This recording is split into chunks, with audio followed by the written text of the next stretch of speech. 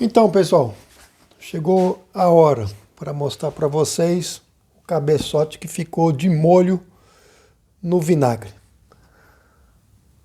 Aqui também é um projeto. Não sei se um dia esse motor vai voltar a funcionar.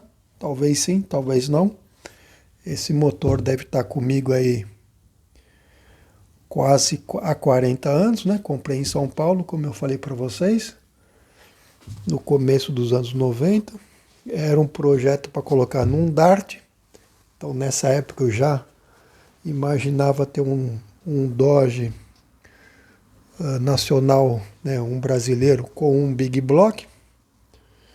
E muito tempo depois realizei isso aqui na Bélgica. Quando comprei esse motor, eu nunca ia imaginar ainda que eu ia morar na Bélgica. Era assim, tinha uma... Às vezes eu imaginava, mas era muito, muito longe.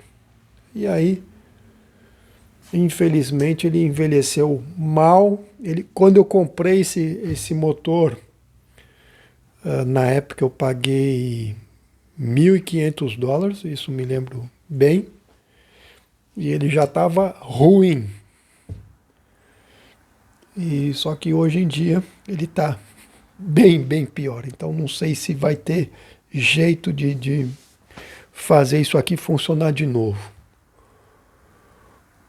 Como eu não estou querendo gastar muito dinheiro em tal projeto, eu tento não ficar parado, mas também não vou investir muito. Por quê? Porque como ele está tão ruim, eu não vou começar a investir muito dinheiro em algo que eu não sei que talvez eu nunca funcione corretamente, talvez tenha uma trinca, talvez está muito enferrujado, que não tem solução.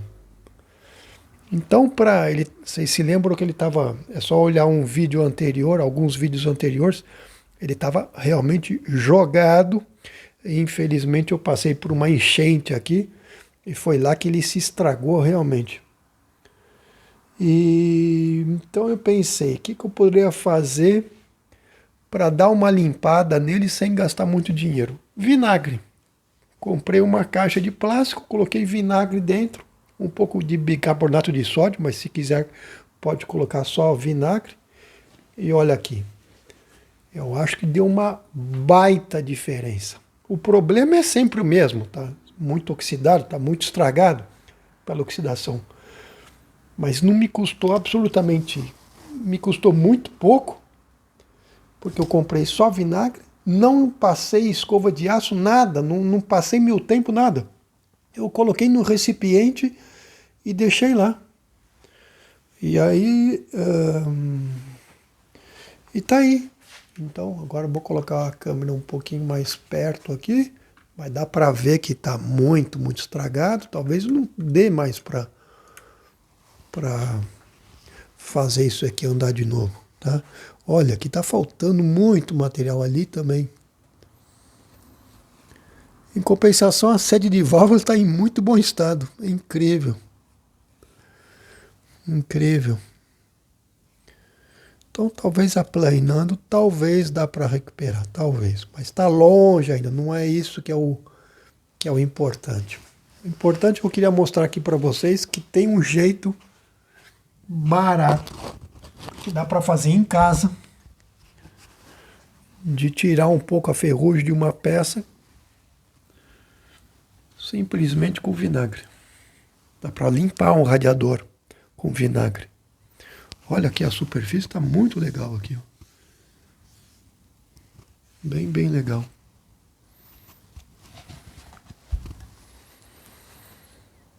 Aqui também não está mal. As roscas de vela aparentemente estão bem. Em compensação, aqui está faltando material. Aqui está bem corroído. Isso é um problema. Então, ó, aqui também está bem, bem corroído, né? Dá para ver aí? Bom, às vezes dá para aumentar um pouco aqui, colocar um guia de bronze ou um próprio guia de ferro fundido. O ferro fundido é um ótimo material para guia de válvula. Não tem problema. Tem que tomar cuidado aqui com esses motores Big Block. Alguns, essa rosca aqui entra em contato com a câmara de água. Então isso às vezes quando a gente quer tirar uma tampa de válvula, quando tem um parafuso aqui é chato. Às vezes você pode ter a água que sai, que está bem estragado, mas acho que dá para recuperar. Então eu vou falar um pouquinho de como é que a gente trabalha com um motor antigo.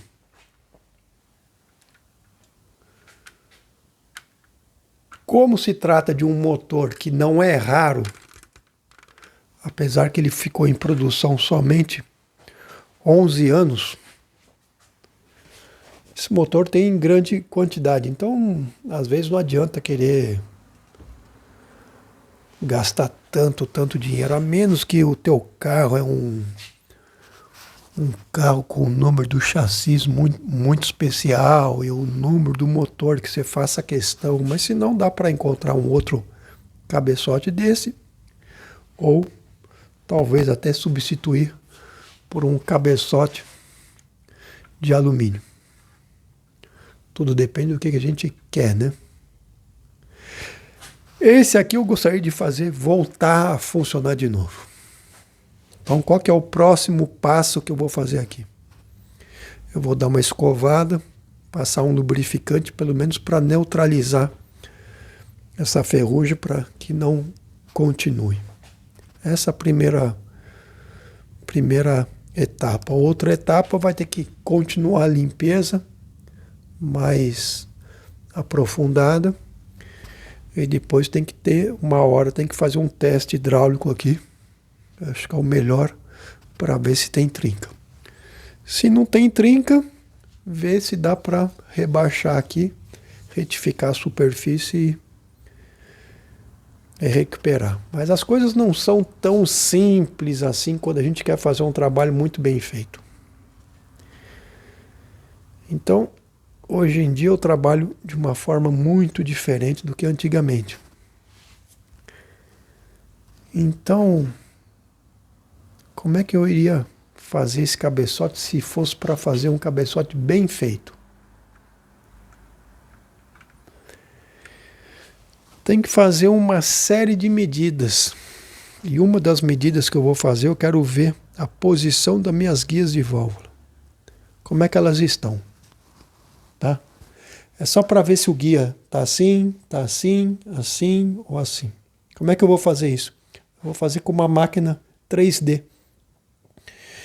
Eu vou pegar vários pontos aqui da circunferência, em várias alturas diferentes, ligar essas circunferências, e aí eu vou ter na minha nuvem de parâmetros, eu vou construir como um tubo, que isso aqui é um tubo, né? E aí eu vou tentar localizar ele.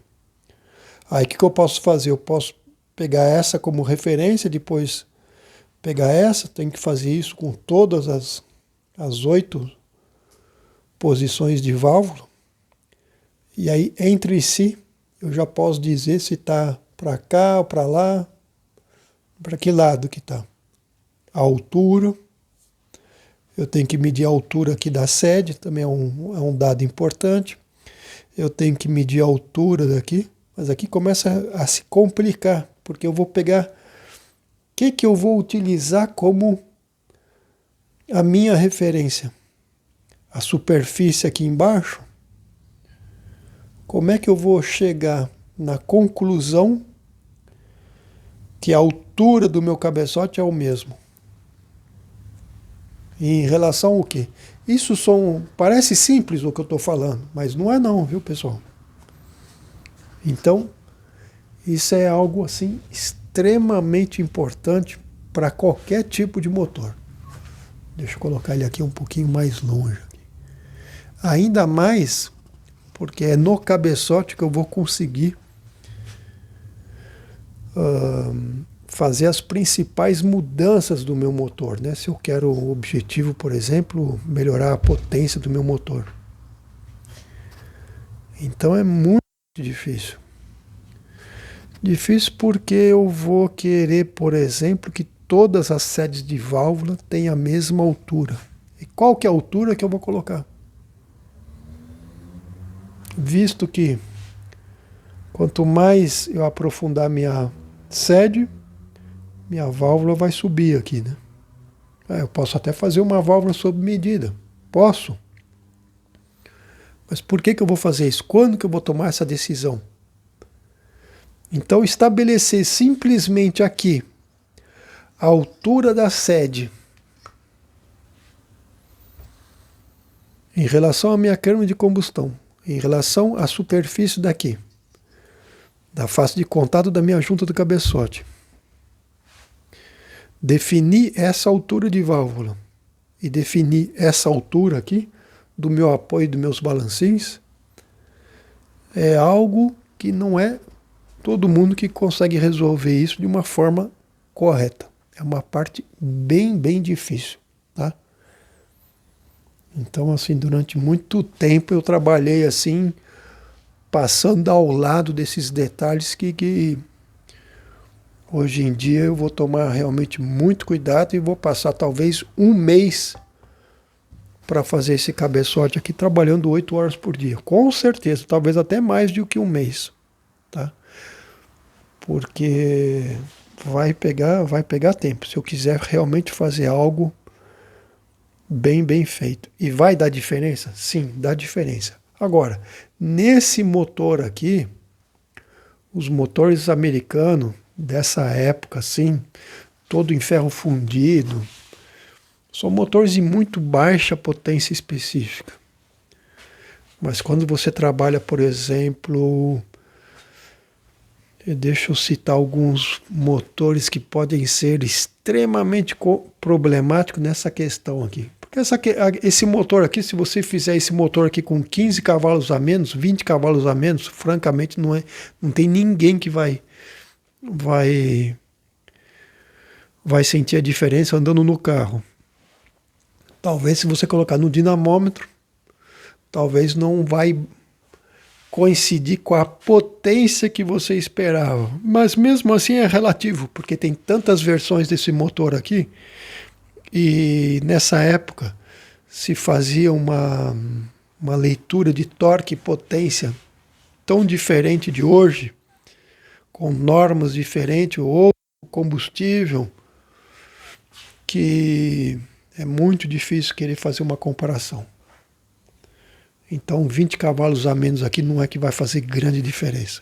Lógico que quando você passa no dinamômetro e você tem alguém que tenha 20 cavalos a mais com o mesmo motor, aí o pessoal fica todo desesperado, como se esses 20 cavalos ia fazer uma grande diferença.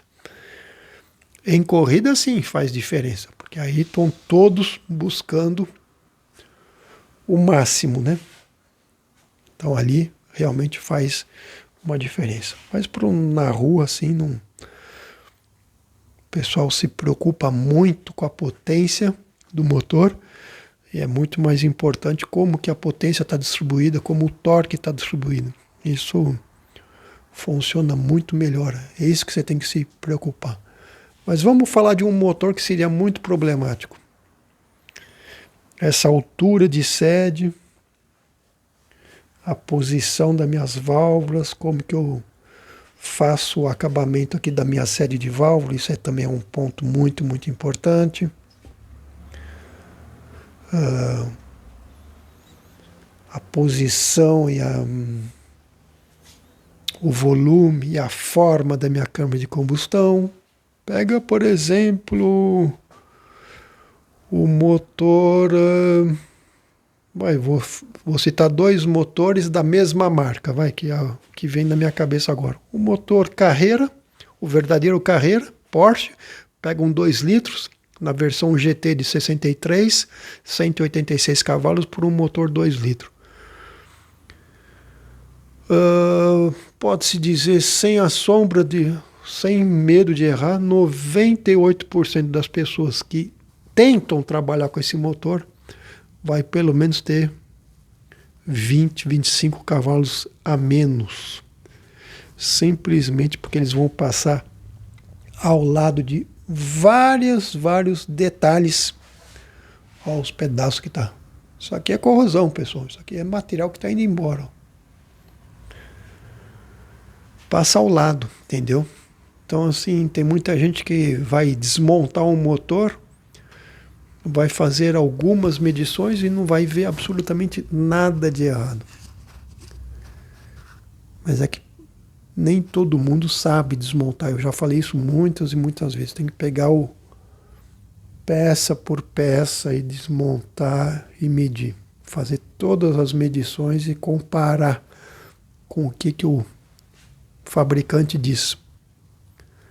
Ali talvez vai ter alguma diferença e talvez a soma de várias diferenças vão fazer com que o teu motor tenha um rendimento que é inferior. Outro motor muito problemático, muito difícil, muito complexo, o motor da Porsche 917. Geralmente ali tem sempre em torno de 40 cavalos a menos. O motor do Porsche 917 com o enquadramento do comando com 6, 7 centésimos de diferença e uma abertura na fase de cruzamento, pode contar aí em torno de 30 cavalos a menos. Aí. Então são motores que exigem muito cuidado e na hora de passar no dinamômetro tem toda uma série de questões extremamente importantes. Então vamos passar por algo um pouco mais legal de se falar. Hoje eu vou fazer 2 vídeos e um só. Não vou escrever nada, mas... Pessoal, quando a gente passa o motor no dinamômetro, vou falar, infelizmente eu não posso falar o que eu faço, mas eu posso comentar um pouco do meu dia a dia. Então, por exemplo, hoje é feriado, amanhã é feriado, quer dizer, amanhã que é feriado, é um feriado muito importante aqui na Bélgica, que é o 11 de novembro, o final da Primeira Guerra Mundial, né? Então é feriado. Mas quarta-feira, por exemplo, eu vou voltar a trabalhar de novo no dinamômetro. E essa semana vai ser a 4ª semana trabalhando no mesmo motor no dinamômetro. Então, 4 semanas trabalhando. A gente tem aqui na Bélgica 36 horas semanais. No caso, no meu trabalho, eu trabalho 36 horas por semana. Então é fácil fazer a conta o tempo que eu estou lá no dinamômetro. O motor, ele está agora com quase 13 horas de funcionamento. Está 12 horas e 40 minutos e alguma coisa. Essas 12 horas e 40 minutos representa todo o tempo que o 15 da bobina foi alimentado. Tá? Então eu não vou deixar o 15 alimentado com o motor desligado. Então são realmente 12 horas e 40 e poucos minutos que o motor funcionou. Mas não quer dizer que isso funcionou sempre ao máximo no regime, porque eu amaciei o motor e agora eu estou fazendo uma série de testes. Eu sempre brinco. O pessoal no meu trabalho me conhece. Eu sempre fico falando que não sou eu que decido quando o motor está pronto, mas é o motor que vai dizer para mim quando ele está pronto. É assim que eu vejo. E a minha relação com os motores é um pouco a minha relação com as pessoas. Eu gosto de pegar o tempo e me dar o tempo de eu conhecer o motor. Então, como é que eu trabalho no dinamômetro? Isso sou eu. E hoje eu tenho o privilégio de trabalhar em um lugar no qual a única coisa que me pede é fazer um trabalho o mais bem feito possível. Lógico que às vezes eu tenho uma data limite de entrega, mas na maioria das vezes é a qualidade que que é o mais importante. Então eu coloquei esse motor no dinamômetro. Meu dinamômetro, dentro da categoria dos motores que eu trabalho, é o melhor.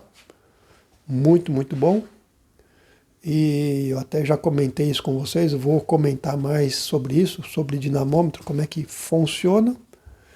Mas de uma maneira geral, assim, para fazer uma comparação muito simples, um dinamômetro é como uma balança. Se você vai medir um peso pequeno, digamos que você vai pesar um peso em torno de inferior a 5 quilos, então você vai trabalhar com uma balança que vai talvez não sei qual que é a tolerância que você vai precisar, mas não adianta nada usar uma balança que vai até 30 quilos, porque quanto maior for a capacidade dessa balança, menor será a precisão na hora de pesar o que você tem que pesar, o que você tem que medir. Então o meu dinamômetro que eu trabalho, que eu conheço ele muito, muito bem, no máximo ele consegue medir 536 cavalos. E eu posso subir até 11.000 rotações por minuto, com 536 cavalos. Em compensação, eu posso medir 1.300 Nm de torque, é muito, a 8.000 rotações por minuto. Então essa é uma das características do dinamômetro que eu trabalho.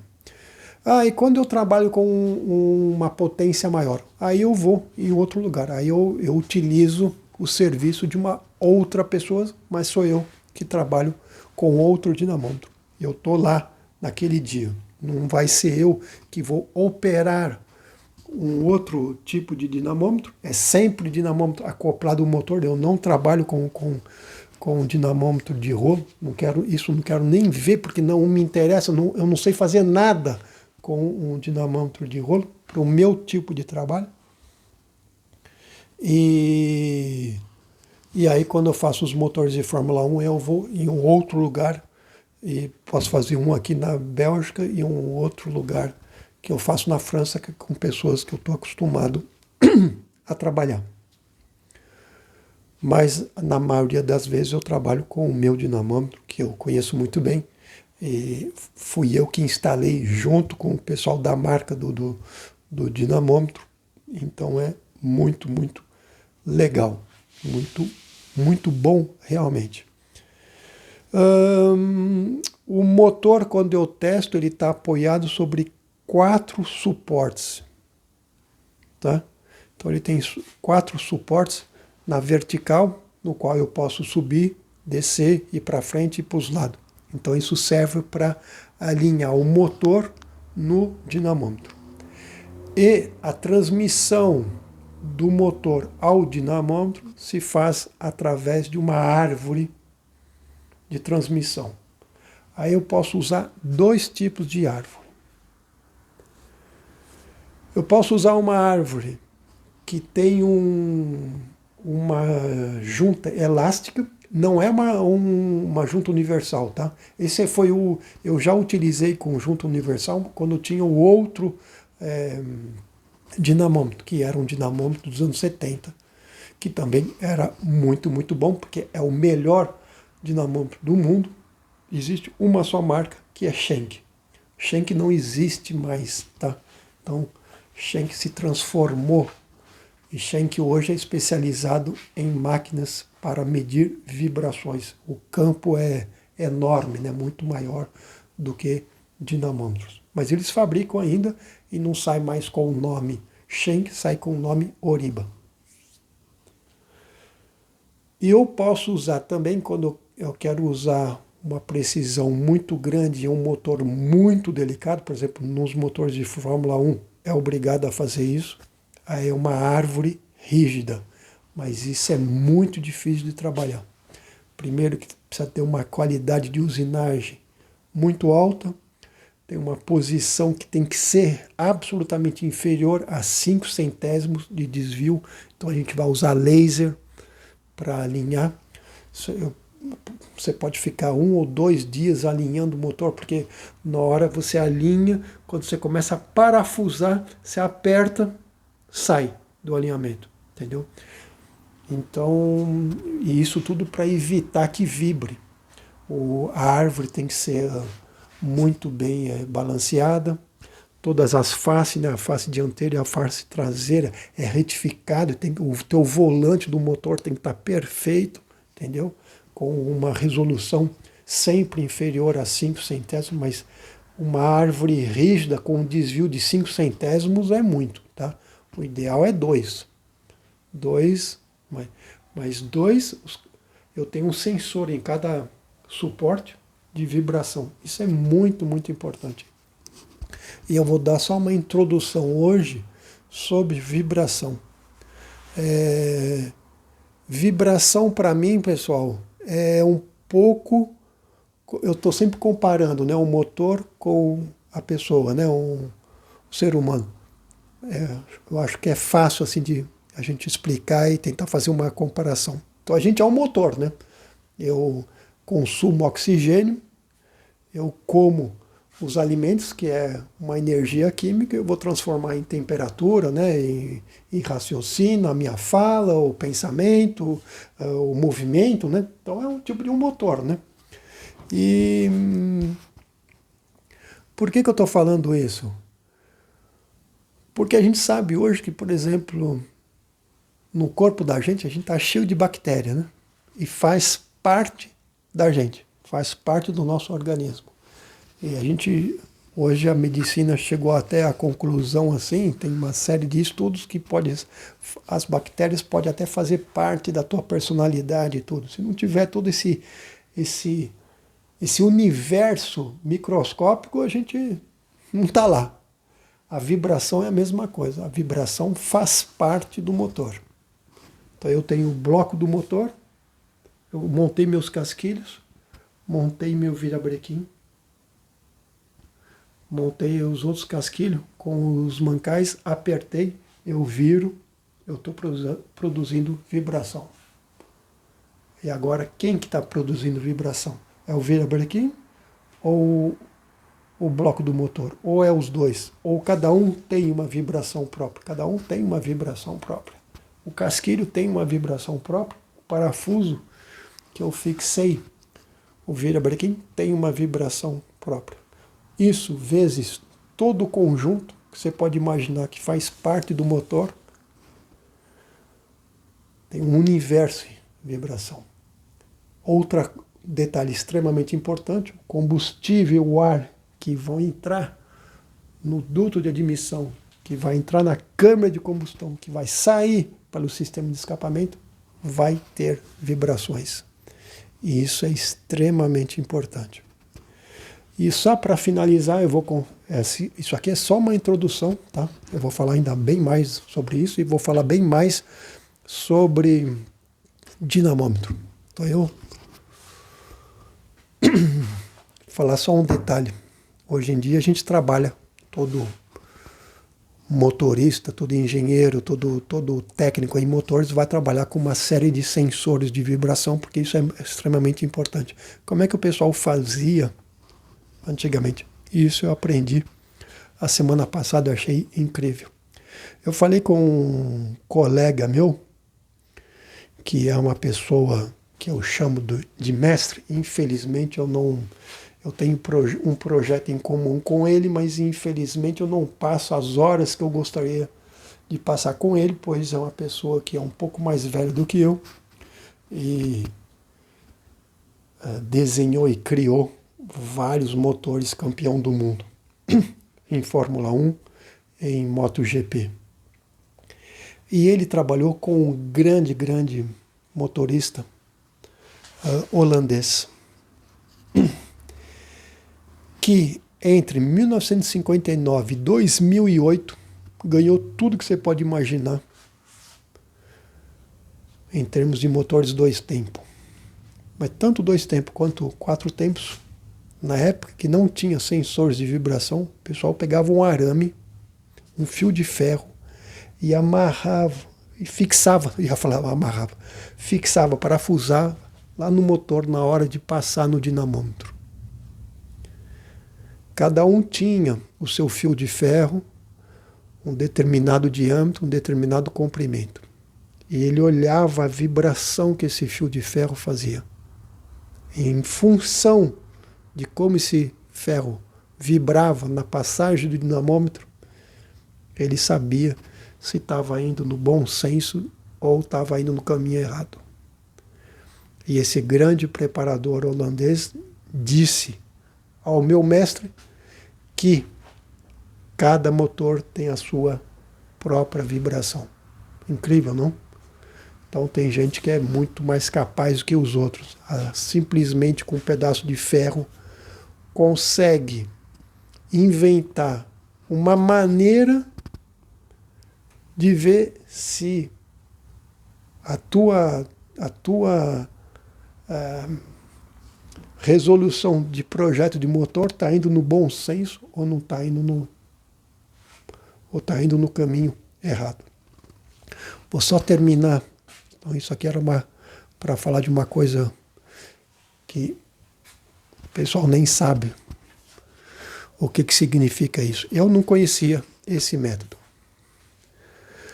Para continuar falando mais um pouquinho do dinamômetro, eu monto o meu motor, alinho, e aí eu vou fazer uma série de testes. Então por isso que demora bastante tempo.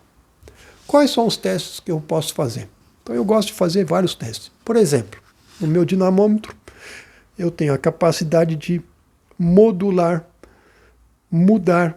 a temperatura de funcionamento do meu sistema de arrefecimento. Eu começo sempre por 60 graus.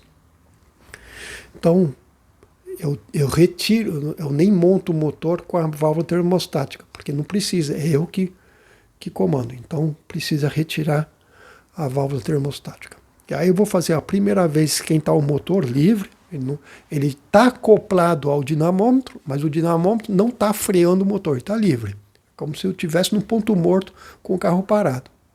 Eu dou a partida, pressão de óleo vai subir, depois eu vou contar também como é que eu dou a partida no dinamômetro, também tem um processo. E na fase que o motor está aquecendo, eu subo a rotação do meu motor, principalmente aqui no caso o motor é novo, então eu vou colocar por volta de 1.500 rotações por minuto e deixo a regulagem da temperatura a 60 graus Celsius. Por quê?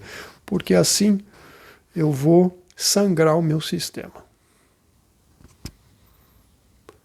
Cheguei a 60 graus, agora eu vou começar a fazer os testes. Vamos ver que temperatura que está chegando no meu óleo. Digamos que eu dei a partida no meu motor e o meu sistema estava a última vez que eu liguei, estava com 21 graus. Então eu vou ver como que o motor esquenta. Aí eu coloco uma série de sensores de temperatura. Eu posso colocar, não coloquei nesse motor, mas quando eu tenho um motor que eu estou muito apreensivo, porque eu não conheço ele, ou estou em fase de desenvolvimento, eu posso chegar a colocar 60 sensores de temperatura. E aí eu começo a ver aonde que começa a esquentar. Logicamente vai esquentar na câmara de combustão, mas aí eu posso colocar sensores em todas as câmaras de combustão. Eu vou trazer um sensor do meu trabalho aqui para vocês verem. É um fio muito fininho. Então, num motor eu posso até trabalhar o meu casquilho e colocar ele entre o bloco e o casquilho. Aí eu posso pegar uma temperatura, por exemplo, do casquilho, por exemplo. Tá? E logicamente que é um motor que depois vai ter que ser desmontado, porque depois eu tenho que tirar tudo isso aí. Entendeu? Mas é um monte de fio. É muito fininho, faz 1 milímetro o diâmetro, tem outros que são 0,7 milímetros. Então dá para colocar, você passa através da junta do cárter ali, a gente fixa com epóxi, né, com resina. E se por acaso acontece às vezes que ele desprende, ele é tão fininho que o virabrequim, se pegar no virabrequim, por exemplo, passa, quebra, não é um grande problema. A gente vai parar o teste, mas assim, não vai quebrar nada, o motor não vai quebrar por causa disso. tá? Mas geralmente não escapa. Então, assim, eu quero saber como que o meu óleo esquenta, qual que é a progressão e por onde que ele esquenta. Eu vou colocar vários sensores de pressão de óleo, antes do meu filtro, depois do meu filtro, logo depois da minha bomba de óleo, na parte mais longe do meu circuito de óleo, no cabeçote, no comando de válvula ou em qualquer outro lugar no motor que eu acho que é importante de ter uma noção. E com essa leitura, isso tudo fica registrado, eu posso lá ver e eu começo a aprender a ver como que esse motor funciona. Depois eu posso fazer ele funcionar a 65, a 62,5, se eu quiser, eu posso ir de meio em meio grau. Posso fazer ele funcionar a 100 graus, talvez a 110, 115, 80, 86, 76, pouco importa. Mas eu vou ver qual que é o comportamento dele. Tem motores que são muito sensíveis, muda o comportamento quando a gente começa a subir em temperatura. Motores de ferro fundido não é bom ficar abusando muito. 100 graus é muita coisa para um motor com uma câmara de combustão de ferro fundido. Eu prefiro um motor desse aqui trabalhar em torno de 80 e pouco. Prefiro. Tá? E olhar muito bem como é que o óleo funciona. Geralmente os dois têm que subir. A água vai subir mais rapidamente e o óleo tem que acompanhar. Então, às vezes, um trocador de calor, água, né, com o sistema de arrefecimento para o óleo é muito, muito interessante. Vai aquecer rapidamente o óleo e, ao mesmo tempo, mantém numa boa temperatura isso. Em muitos motores eu costumo usar, fica muito interessante. Pode ficar muito interessante. Qual outros detalhes que eu posso fazer? No caso aqui, na maioria dos meus motores são carburados, porque eu trabalho com motores de época.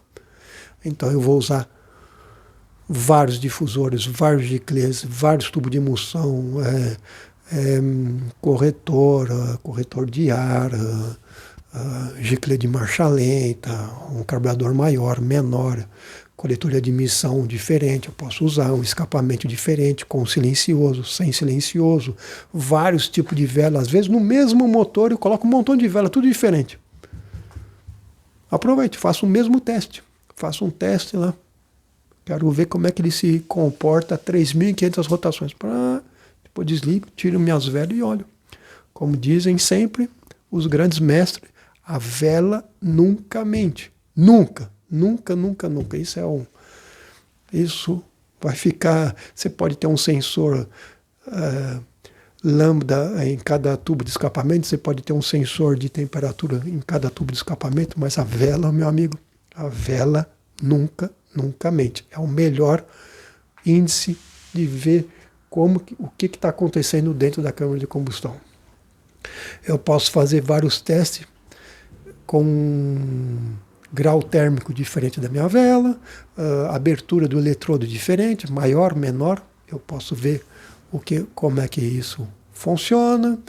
Eu posso medir no meu dinamômetro qual que é o rendimento de cada cilindro, quanto que meu pistão acelera, quanto que meu pistão desacelera em cada fase. Isso é um dado muito importante. Eu posso colocar outros sensores de vibrações, isso também é muito, muito importante. Posso colocar um sensor, ou 2, ou 3, ou 4 até, de pré-ignição, né? Detonação. Esse já é um pouco mais complicado, tem que trabalhar com algo realmente de boa qualidade.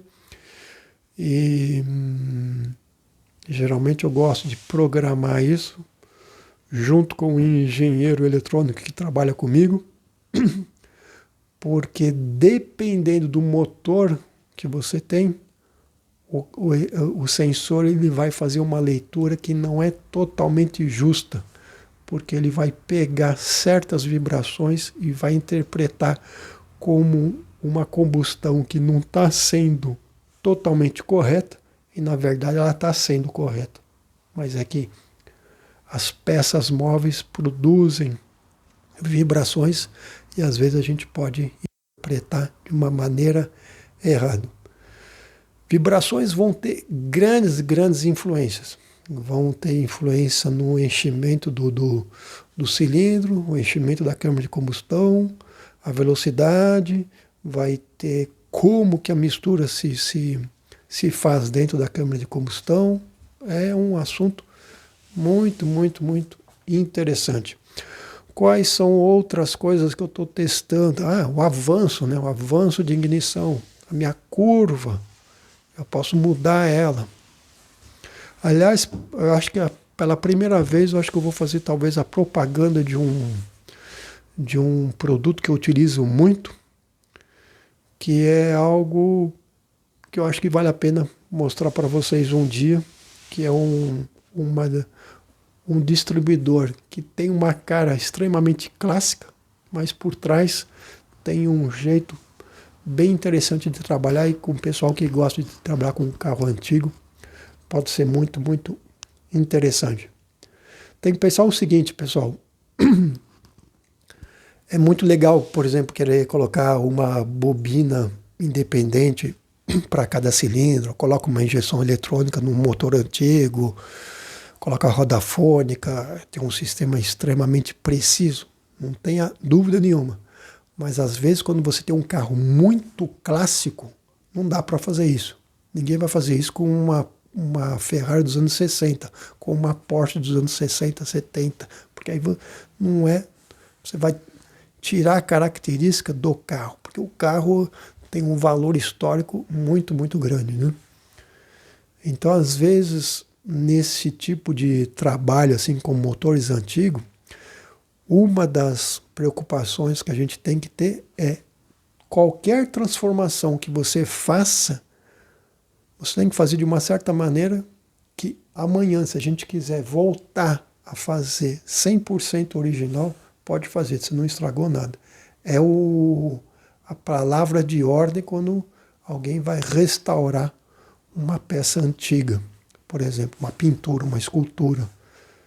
Você sempre faz para dar o aspecto como ela era antigamente. Mas você nunca vai fazer uma restauração que você não saiba voltar para trás. Tá? Isso é extremamente importante. Por que eu falo isso? Porque imagina que você tem um carro... Vamos pegar um carro... Não vou falar a marca, mas um carro inglês que todo mundo conhece aí dos anos 60, um esportivo 6 cilindros em linha lá, é um carro que custa aí, para jogar fora aí, 2,5 milhões de euros. Ninguém vai colocar uma injeção eletrônica num carro desse, entendeu? A pessoa vai querer usar sempre o carburador. Mas às vezes a gente tem um jeito de otimizar e melhorar, mas sem alterar absolutamente nada. Então isso eu vou falar um pouco também, que essa é uma característica do meu trabalho hoje em dia. O que mais que eu posso falar do dinamômetro? Fazer várias curvas de torque, de potência, né? E aí depois ver qual é que eu vou adotar. Então, por exemplo, quarta-feira próxima eu vou fazer uma nova regulagem do comando de válvula. Então agora eu vou diminuir muito o cruzamento. Eu estava com um cruzamento muito grande, agora eu vou diminuir e eu quero ver o que vai acontecer. O motor está tendo uma distribuição de torque nada mal, tá bom, mas a 2.000 giros eu não gosto do comportamento do motor, e a partir de 5.000 também não gosto muito do que está acontecendo. No que eu me baseio? Eu me baseio em motores desse tipo que eu já fiz, ainda bem, e que deram um resultado melhor até agora. Então eu me baseio com isso. Isso também é algo extremamente importante de se falar no nosso trabalho com motores, seja o que você for. Você tem que sempre se basear em alguma coisa. Então, motor original tem que se basear com o que o fabricante diz. tomando sempre muito cuidado em relação ao ano e o modelo, que às vezes um fabricante faz vários modelos no mesmo ano, e saber utilizar todas as tolerâncias e todas as peças referente ao bom ano e ao bom modelo é extremamente importante. Outra coisa é respeitar as tolerâncias, isso é extremamente importante. É algo que antigamente eu não dava muita importância, mas um pouquinho ali, um pouco lá, quando soma, teu motor está funcionando, mas não está funcionando tão bem como deveria estar. E por que isso? Porque às vezes é essa soma de pequenas diferenças que você não fez atenção. Mecânica não perdoa. Mecânica sempre te diz que não está bom. Ela não vai te dizer aonde que você errou, mas ela te deixa bem claro, você não trabalhou como deveria ter trabalhado. Falou, moçadinha? Quis falar um pouquinho de vários assuntos aqui. E mais para frente eu vou falar mais sobre o dinamômetro e falar ainda muita coisa, falar sobre vibração também, que é um assunto muito, muito interessante. Abraço aí para todo mundo aí. Falou!